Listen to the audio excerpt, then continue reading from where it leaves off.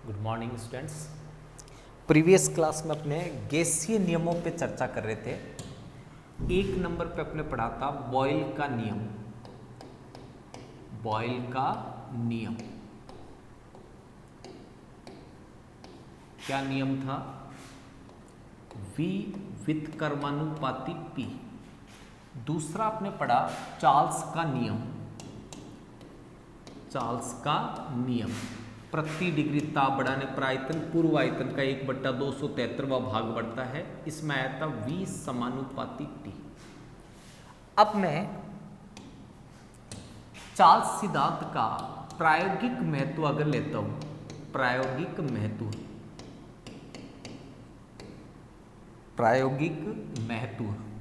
तो क्या होगा? बुक में नहीं है प्रायोगिक महत्व आपके। ऐसे समझो, खेल कूद में काम आने वाले जो बैलून होते हैं या अंतरिक्ष मौसम विभाग में जो बैलून काम में लेते हैं, उसमें एयर भरी होती है, गैस।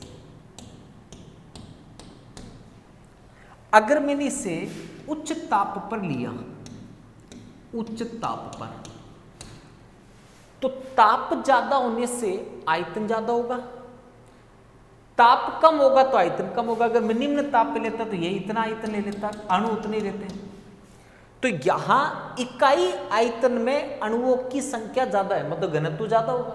यहां इकाई आयतन में अणुओं की संख्या कम है, मतलब उच्च ताप पर घनत्व कम होगा। घनत्व कम होगा। जब घनत्व कम होगा तो ये वायु को चीरते हुए ऊपर की तरफ चला जाएगा। इसका मतलब मौसम विभाग के अंदर ये जो खेल में उड़ाने वाले बैलून होते हैं, उनमें जो गैस भरी जाती है, जो वायु भरी जाती है, वो हमेशा गर्म भरी जाती है, कभी भी ठंडी वायु नहीं भरी जाती। अपन बैलून फुलाते, मुंह से गर्म हवा आती है तो वो ज़्यादा ऊपर जाएंगे। ठंडे पानी से डाल के करना चाहे वो नीचे जाते हैं, डेंसिटी होती है। तो गर्म वायु बढ़ने का मतलब होता है घनत्व कम होना, ताकि वो वायु को चीरते हुए ज़्यादा ऊपर तक जाए। अब तीसरा और चौथा जो है वो सारा कुछ वैसा ही है जैसा चार्ल्स नियम है। 3 नंबर समझना, आवोगाद्रो नियम। आवोगाद्रो नियम, ये नियम कहता है कि नियत ताप और दाब पर, अभी तक ताप और दाब एक को नियत रख रहे थे, मात्रा निश्चित कर रहे थे, अब मात्रा चेंज करेंगे।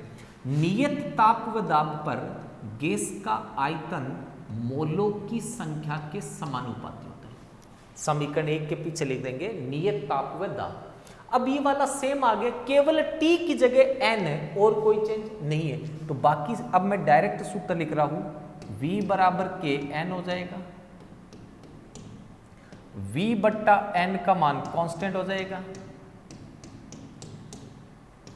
V1 बट्टा V2 बराबर N1 बट्टा N2 हो जाएगा। न्यूमेरिकल आएगा तो आपको 3 वैल्यू इसमें से दी हुई होगी, चौथी वैल्यू आपको ज्ञात करनी है। आपकी जो बुक में न्यूमेरिकल है वही आप करके देख सकते हो। अब अपने ज़्यादा कंपटीशन लेवल तक का नहीं चलेंगे, क्योंकि थोड़ा टाइम भी कम है अपने पास में, और बच्चों को थोड़ा अगर वीक हो बच्चे तो प्रॉब्लम आती है कंपटीशन लेवल पे। अपने जो इस स्कूलिंग का आपके है उतना ही लेंगे। अब कंपटीशन वाला एक बार केवल कोचिंग वाले बच्चों को ही कराएंगे। अब इसमें समझना, ग्राफ लेता हूं मैं अगर इनमें V और N में, तो जो V और T में आया था वो सेम ग्राफ आएगा। ऐसे जैसे जैसे मोल बढ़ेंगे आयतन बढ़ेगा। अगर मैं ग्राफ लेता हूं V बट्टा N और N के बीच, तो V बट्टा N का मान नियत रहेगा और कुछ नहीं करना इसमें। ऐसी चौथा जो नियम था वो था गैलुसेक का नियम। गैलुसेक का नियम, गैलुसेक का नियम क्या नियम है? गैलुसेक का समझना, नियत नियत आयतन पर गैस की निश्चित मात्रा का दाब ताप के समानुपाती होता है। मतलब P समानुपाती होगा T के। कब? जब आयतन नियत हो, आयतन नियत हो। बस, बाकी तो ये तीनों एक जैसे ही है। समानुपाती क्या आते हैं, तो सीधा सीधा P इज इक्वल टू के टी या P अपॉन टी बराबर के या P1 अपॉन P2 बराबर T1 अपॉन T2। समीकरण नंबर 4 न्यूमेरिकल आएगा, 3 वैल्यू दी हुई होगी, जैसे 2 दाब, एक ताप दे दिया, दूसरा ताप ज्ञात कर रहे हैं। ग्राफ बनाए, सेम ग्राफ है तीनों नियम में, इसलिए तीनों एक साथ दिखा के लिए है। इसमें अगर मैंने P और T में ग्राफ लिया, जैसे जैसे T बढ़ेगा वैसे वैसे P बढ़ेगा, इसलिए लॉन्ग ड्राइव पे गाड़ी को लंबे समय तक नहीं चलाना चाहिए, क्योंकि घर्षण के कारण टायर का ताप बढ़ता है, ताप बढ़ने से दाब बढ़ेगा, टायर फट जाएगा। तीसरे से ग्राफ बनाऊं P अपॉन T और T के बीच, तो कांस्टेंट आएगा। ये मैंने 4 गैसीय नियम आपको पढ़ाए। इन गैसीय नियमों को मिलाने पर जो समीकरण प्राप्त होती है वो कहलाती है आदर्श गैस समीकरण। आदर्श गैस समीकरण।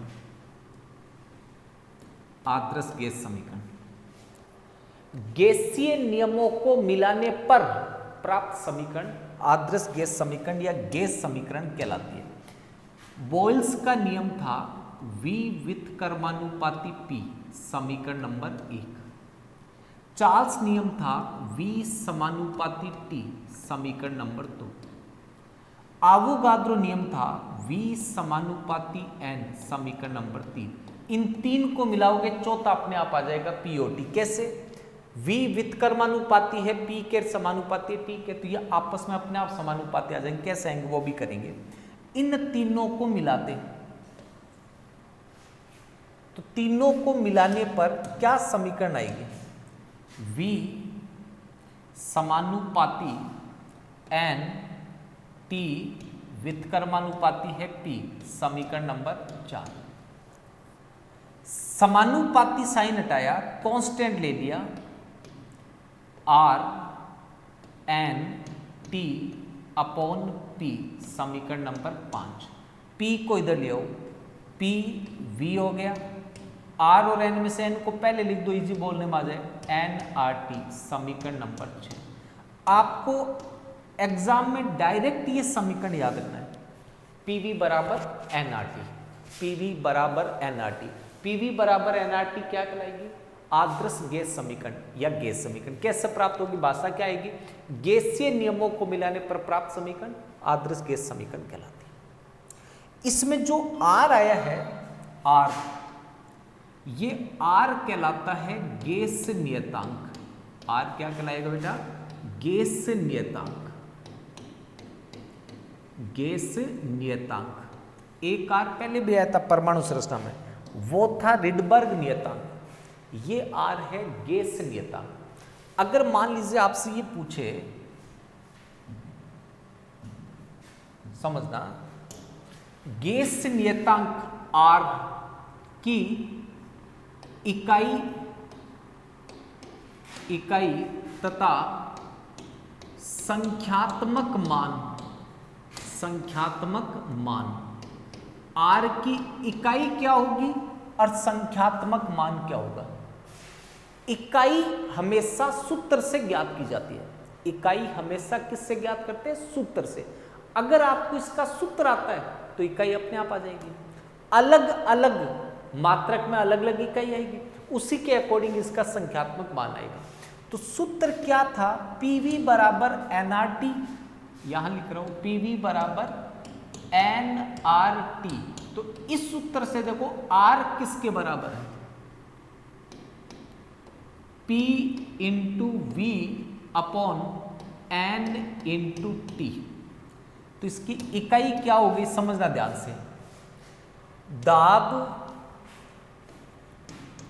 गुणा आयतन बट्टा मोल गुणा ताप, ये इसकी इकाई होगी। क्या इकाई हुई? दाब गुणा आयतन गुणा मोल इनवर्स गुणा ताप इनवर्स, या ऐसे लिख दो, दाब इंटू आयतन बट्टा मोल इंटू ताप। ये तो पहली इकाई हुई। अब मैं इसको दूसरे रूप में लेना चाहूं तब समझना, मैं दाब को क्या लिख सकता हूं, बल बट्टा क्षेत्रफल। दाब क्या होता है, बल बट्टा क्षेत्रफल, N T as it is N into T. केवल दाब की जगह लिखा है बल बट्टा क्षेत्रफल। आयतन क्या होता है, एल क्यूब। आयतन क्या होगा, एल क्यूब। एल स्क्वायर क्या होता है, क्षेत्रफल इंटू एल। इसका मतलब मैं आयतन की जगह ले सकता हूं ए इंटू एल। ए से ए कैंसिल, क्या बचा, एफ इंटू एल बट्टा एन इंटू टी। इकाई क्या बनी, बल गुणा लंबाई, चाहिए उसको विस्थापन नाम दे दो, बल गुणा लंबाई गुणा मोल इनवर्स गुणा ताप इनवर्स। रिजल्ट ये निकला, आप किसी भी रूप में ले लो, ऊपर वाली वैल्यू चेंज हो सकती है। ये तो एनटी रहेगा, इसमें भी एनटी था, दाब आयतन में भी, बल विस्थापन में भी क्या है, एनटी। आगे बढ़ो, बल गुणा विस्थापन एफ इंटू एल, बल गुणा विस्थापन कार्य कहलाता है। तो मैं इसको ऐसे लिख सकता हूं, डब्ल्यू वर्क कार्य बट्टा एन इंटू टी, कार्य बट्टा एन इंटू टी। कार्य किसका रूप है, ऊर्जा का, तो इसको ऐसे भी ले सकता हूं, ई बट्टा एन इंटू टी। ये इसकी अलग अलग मैंने इकाइयां लिखी है। लास्ट इकाई से बात करूं, एसआई पद्धति में लेना चाहूं तो इसको क्या ले सकता हूं, ऊर्जा की इकाई हो जाएगी जूल, एन प्रदर्शित करता है मोल को, टी प्रदर्शित करता है केल्विन को।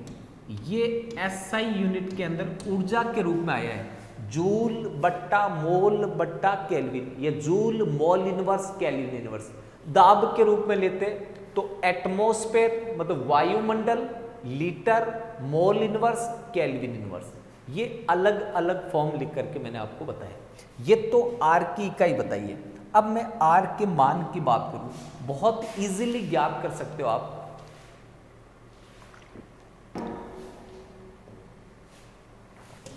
आर के मान, आर के संख्यात्मक मान, वैसे आपकी हेल्प के हिसाब से एग्जाम में आर का मान दिया हुआ है, नहीं दिया हुआ है तो 2-3 मान रट लो आप कि आर का मान यही है। मैं आपको सिखा भी रहा हूं, रटने की भी ज्यादा जरूरत नहीं रहेगी, अगर सीख गए तो समझना। आर किसके बराबर है, पहला इस इकाई में पूछे, ए इकाई, लीटर वायुमंडल में पूछे आर का मान, लीटर वायुमंडल इकाई में। कौन सी इकाई में पूछा है, लीटर वायुमंडल मोल इनवर्स केल्विन इनवर्स। अब कहोगे सर आपने मोल इनवर्स केल्विन इनवर्स नहीं लिखा, वो इसलिए नहीं लिखा कि मैंने लीटर बोला इसका तो आयतन लिया है, एटमॉस्फेयर बोला वायुमंडल इसका तो दाब लिया है, ये तो सबके साथ ही रहेगा। अगर मैं मान लो इसको बोलना चाहता तो मैं ऐसे बोलता, जूल में आर का संख्यात्मक मान, जूल बोला, जबकि ये साथ में है, बट ये सबके साथ एक जैसा है, इसलिए इसको बोलने की जरूरत नहीं है। इसका मतलब मेरे को इस सूत्र से आर का मान निकालना है, दाब और आयतन वाले फॉर्म में। तो इसमें सूत्र समझना, आर बराबर P इंटू वी बट्टा एन इंटू टी, ये तो सूत्र है। अब जो आपने मोल कंसेप्ट में लाइन रटी थी, उस लाइन को मैं यहां लिख रहा हूं, समझना। 1 मोल गैस, 1 मोल गैस का NTP पर आयतन 22.4 लीटर होता है। ये लाइन आपके रटी हुई है, क्या लाइन है पढ़ो, 1 मोल गैस का एनटीपी पर आयतन 22.4 लीटर होता है।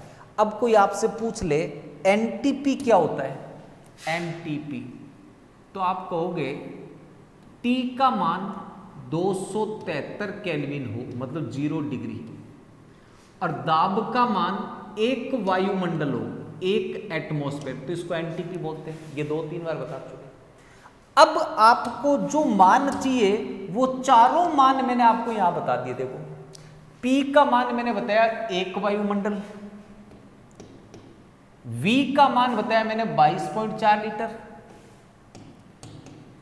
N का मान बताया मैंने 1 मोल, T का मान बताया मैंने 273। देख, इस लाइन में चारों मान है।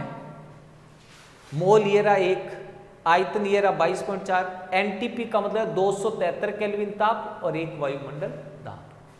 ये वैल्यू आ गई यार। अब इसको समझना, अगर मैं इसको हल करता हूं तो इसका हल आएगा 0.0821, 0.0821। फिर भी लिख देता हूं, एग्जैक्ट निकाल के लिख देता हूं, 22.4 बट्टा 273, 0.08205 है, तो इसको 1 मानेंगे, 0.0821। अब अगर मुझे इसको, क्या इकाई आई, लीटर इंटू वायुमंडल, अंग्रेजी में एटमॉस्फेयर लिखते हैं ATM, into mole inverse into kelvin inverse, ये मेरे पास पहला मान आया 0.0821। अब समझना, इसको मैं दाब एटमॉस्फेयर में ले सकता हूं। अगर एटमॉस्फेरिक दाब है 1 एटमॉस्फेयर, 1 एटमॉस्फेयर, इस 1 एटमॉस्फेयर को टोर में चेंज करना हो, टोर, तो दाब आएगा 760 टोर। अगर इससे दाब को mmHg में चेंज करना हो तब ये आएगा 760 mmHg मरकरी के तल पर। अगर इससे सेंटीमीटर लेना हो तो आएगा 76 सेंटीमीटर ऑफ Hg। ये अलग अलग एक वायुमंडल इनके बराबर होता है। बार के रूप में लेना हो तो 1 एटमॉस्फेयर 1 बार के बराबर होता है, ये 0.987 के बराबर होता है। तो यहां कभी भी एटमॉस्फेयर की जगह बार आ जाए तो ये थोड़ा सा ज्यादा हो जाएगा, 0.0821 की जगह 0.083 हो जाएगा लगभग। बाकी यही वैल्यू फिक्स रहेगी। ये R का एक मान आपको अच्छे से रखना है, कौन सा, 0.0821 litre atmosphere mole inverse kelvin inverse. अब मैं इसका दूसरा मान निकालना चाहूं, देखना CGS पद्धति में, CGS पद्धति में, CGS पद्धति में क्या मान हो जाएगा वो समझो। तो R बराबर आएगा P into V upon N into T। एक वायुमंडल दाब जो होता है P, ये फिजिक्स में भी ज्ञात करते HdG होता है। फिजिक्स में इसको दाब की जगह घनत्व लिख देते रो और HdG लेते हैं। तो ये जो दाब था वो HdG के बराबर होता है। आयतन की जगह मैंने एज इट इज लिख दिया आयतन, बट्टा मैंने लिखा N इंटू टी, बट्टा में मैंने क्या लिखा है N इंटू टी। अब समझना ध्यान से इसको, वही लाइन वापस लिख रहा हूं मैं। एक एटमॉस्फेयर किसके बराबर है, HdG के। H क्या है, हाइट, किसकी हाइट, जिस पे दाब माप रहे, दाब पारे के तल में मापते हैं। तो ये हाइट CGS में होती है 76 सेंटीमीटर। कितनी होगी, 76 सेंटीमीटर। D पारे का घनत्व 13.6 ग्राम प्रति सेंटीमीटर क्यूब, ml बोलते हैं सेंटीमीटर क्यूब को, L इंटू L। G गुरुत्वीय त्वरण CGS में होता है 981 सेंटीमीटर प्रति सेकंड स्क्वायर, सेंटीमीटर प्रति सेकंड स्क्वायर। देख लेना, अगर कोई मिस्टेक हो तो वो अपने हल करके भी निकाल लेंगे। ये वैल्यू किसके बराबर है, एक एटमॉस्फेयर के। मतलब इन तीनों का मान लिखना है। तो जहां एक वायुमंडल था वहां पर ये मान आ जाएगा। अब ये समझो ये सीजीएस में आया है अपने पास में, किस में आया है? सीजीएस में। अब इस V को समझना, ये होता है 22.4 लीटर, 22.4 लीटर। सीजीएस में ये होता है 22,400 ml, वही एनटीपी वाले ले, 22.4 लीटर की जगह कितना होगा? 22,400 ml। ml को सेंटीमीटर क्यूब भी बोलते हैं, 22,400 सेंटीमीटर क्यूब, ml का मतलब होता है सेंटीमीटर क्यूब। तो जब ये सारे सेंटीमीटर सीजीएस में आ रहे तो इसको भी सीजीएस में लेना है। T का मान वही रहेगा जो पहले था, N का मान भी वही, N 1 मोल होगा, ये 273 होगा, ये अभी भी 22.4 लीटर है, लेकिन सीजीएस में लिखा है 22.4 लीटर नहीं लिख के 22,400 ml लिखा है, और एक एटमॉस्फेयर को चेंज किया है HDG में। तो वैल्यू समझना,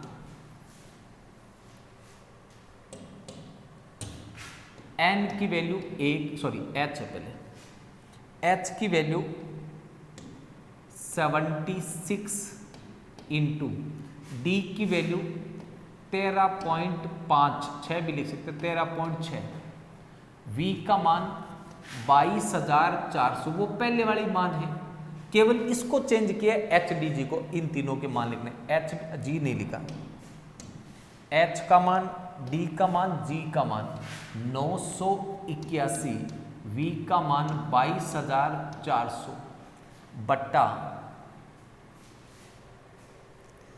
N का मान 1 मोल, T का मान 273। अब इसको आप हल कर लो, हल करने पर आपकी जो रिजल्ट आएगा वो बल के रूप में आ जाएगा, बल इंटू एल के रूप में आएगा। फिर उसको आगे चेंज करेंगे तो इसमें लेके जाएंगे फाइनली, इसमें अपने पढ़ चुके एटमॉस्फेयर लीटर में। इसके बाद सीधा ये आता है W वाला या E वाला या F वाला, कोई सा भी ले सकते हो। अभी इसमें आया है, इसको मैं इसमें चेंज करूंगा या इसमें चेंज करूंगा, एक ही बात। अब ऊर्जा वाला आया है तो ऊर्जा वाले में ये देखो, अगर मैंने सीजीएस पद्धति लिया तो जूल की जगह अर्ग होगा, बाकी सब सेम है। तो इसका मान होगा, इसका हल जो आएगा वो लिख रहा हूं, आप हल निकाल के लिखना है, इसको गुणा भाग करके 8.314 गुणा 10 की पावर 7 ऊर्जा की इकाई सीजीएस में हो जाएगी अर्ग into mole inverse into kelvin inverse. दो इकाइयों में मैंने आपको लिखवा दिया, पहला मैंने लिखवाया है लीटर वायुमंडल में, साथ में मोल इनवर्स केल्विन इनवर्स आएगा। दूसरा मैंने आपको लिखवा दिया ये मोल वाला, यहां पे हटा देता है क्या वो, एक सेकंड, हाँ ये रहा 0.08। दूसरा मैंने आपको ये लिखवा दिया 8.314। अब तीसरा समझना, जूल वाली इकाई में लेना चाहिए, जूल वाली में, जूल में। तो जूल में आपको क्या चेंज करना है वो समझो। जूल में 10 की पावर 7 अर्ग 1 जूल के बराबर होती है, फिजिक्स में पढ़ा है। तो 10 की पावर 7 अर्ग को हटा दो, वो जूल में बदल गया, तो कितना आया, R बराबर 8.314 गुणा, गुणा की जरूरत नहीं है, ये हटेगा जाए, joule into mole inverse into kelvin inverse. भाई जब मेरे पास अर्ग में आ गया तो जूल में ज्ञात क्यों करूं, 10 की पावर 7 अर्ग को हटा दो और जूल लिख दो, 1 जूल 1 से गुणा कर दी आगे। ये मेरे पास आया तीसरा जूल में। इसी को मुझे कैलोरी में लिखना हो, R का मान 1 मिनट बेटा, कैलोरी। अब क्या लिखें, सॉरी, कैलोरी में एक ही बात याद रखो, समझना, 1 कैलोरी 4.18 जूल के बराबर होता है। मान लो आपको जूल दे रखा है, कैलोरी ज्ञात करना है, तो 1 जूल कितने के बराबर है? 1/4.18, यानी कि जितने जूल दे रखा है उसको 4.18 का भाग दे दो। इसका मतलब R बराबर कैलोरी में लेना चाहूं तो जूल में था 8.314, इसमें भाग देना है 4.18 का। तो देखो 4 का भाग 8 में पूरा पूरा 2 बार जाएगा। 18 का भाग अगर यहाँ 36 होता तो 2 बार जाता, इसका मतलब 2 बार नहीं जाएगा, तो ये 2 से थोड़ा सा कम आएगा 1.987, जिसको लगभग गणना में 2 ही मानना है। गणना करते समय कितना मानोगे? 2। इकाई क्या हुई? कैलोरी मोल इनवर्स इंटू केल्विन इनवर्स। अब ये तीनों मान बता रहा हूं, समझते जाना जल्दी जल्दी। R का मान कैलोरी में है लगभग 2, इसको 4.18 से गुणा किया तो जूल में आ गया 8.314, इसको 10 की पावर 7 से गुणा किया तो ये अर्ग में आ गया, ये अर्ग में था, इसको हटाया जूल में आ गया, इसमें 4.18 का भाग दिया लगभग 2 कैलोरी में आ गया। अगर आपको R का मान SI पद्धति में पूछे, R का मान SI पद्धति में पूछे, SI पद्धति, SI पद्धति, तो देखो R बराबर था P into V upon N into T. अब यहां जो दाब है इसको बार के रूप में लेना है। दाब को किस रूप में लेना है? बार के रूप में। बार के रूप में जब दाब लोगे तो एक एटमॉस्फेयर को आपको लिखना पड़ेगा 101,325 बार इंटू V का मान लीटर में नहीं लेना है, 22.4 लीटर है। लीटर को बोलते हैं डेसीमीटर क्यूब, मतलब 22.4 डेसीमीटर क्यूब। अपने को SI पद्धति का मतलब दूरी मीटर में होनी चाहिए, CGS में सेंटीमीटर होती है, तो इसको मीटर में चेंज करूं तो 22.4 गुणा, डेसी शब्द किससे हटता है? डेसी शब्द हटता है 10 की पावर -1 से, तो डेसीमीटर क्यूब है 10 की पावर -3 मीटर क्यूब आ जाएगा। तो यहां V हो जाएगा 22.4 गुणा 10 की पावर -3 बट्टा N का मान 1 मोल, T का मान 273 केल्विन। इसको हल करें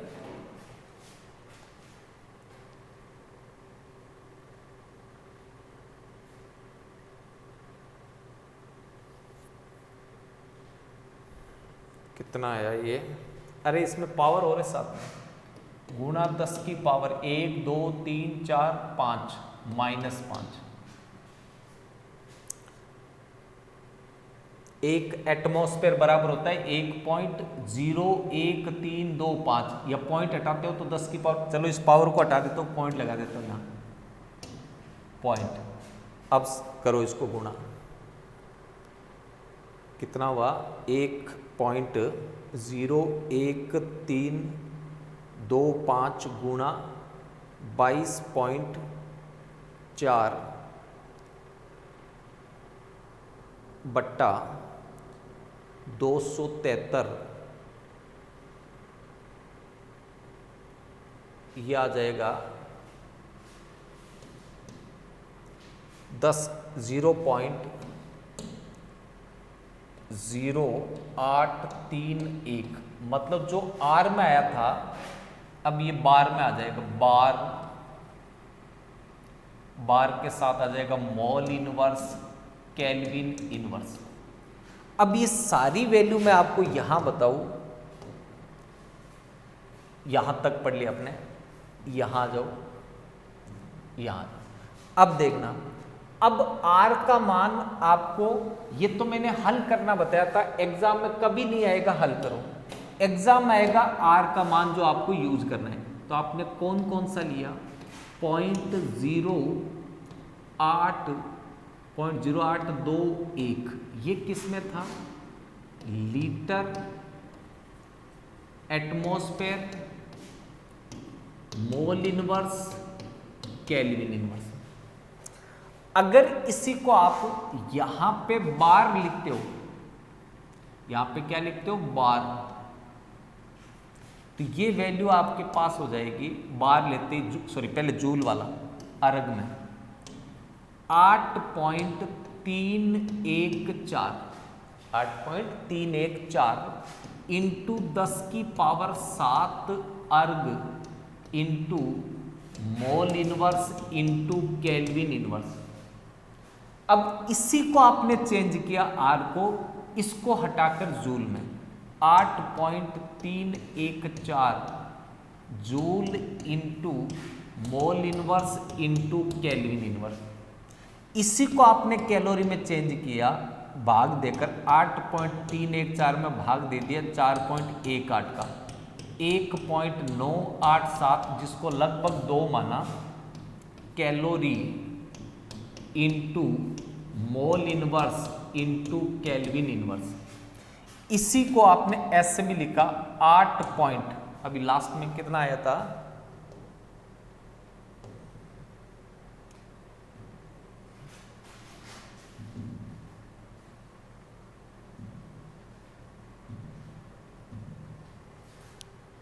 कहां गया?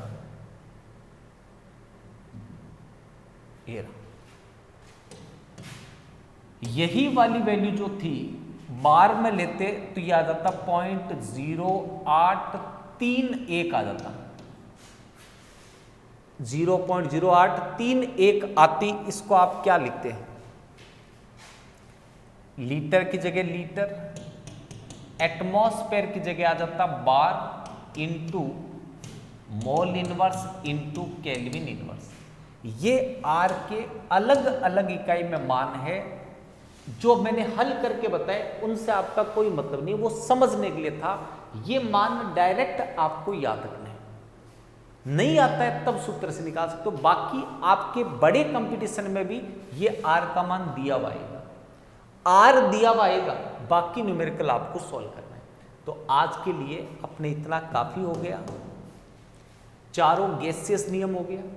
इन चारों नियमों को मिलाने पर जो समीकरण आएगी वो आदर्श गैस समीकरण कहलाएगी।